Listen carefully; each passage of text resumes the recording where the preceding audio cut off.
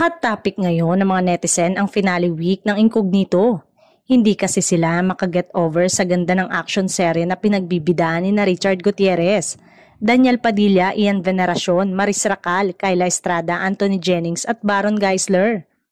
Mula kasi umpisa hanggang ngayong dulo ay na-maintain ng serye ang magandang story, action scenes, stunning visuals at bonggang location.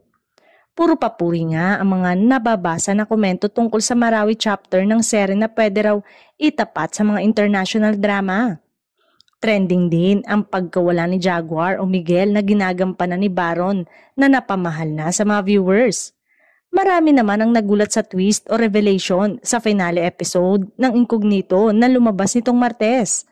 Nag-shine rin talaga si Daniel sa seryeng ito lalo na sa scene na yun sa finale na hugot mula sa puso ang emosyon na ibinigay sa kanyang karakter at mata pa lang ay umaarte na at talagang mapapaiyak ka. Nakakaaliw din ang pagkanta ni Tomas ng kantang Liwanag sa Dilim na theme song ng serye kung saan binago niya ang ilang lyrics nito na talaga namang ikinatuwa ng mga viewers.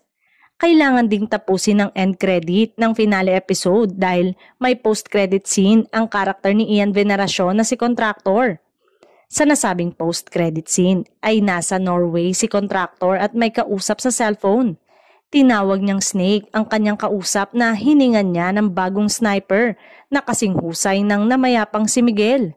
Ngayon pa lang ay excited na ang fans sa second season ng serye at kanya-kanya na silang hulaan kung sino si Snake at kung sinong aktor o aktres ang gaganap na bagong sniper.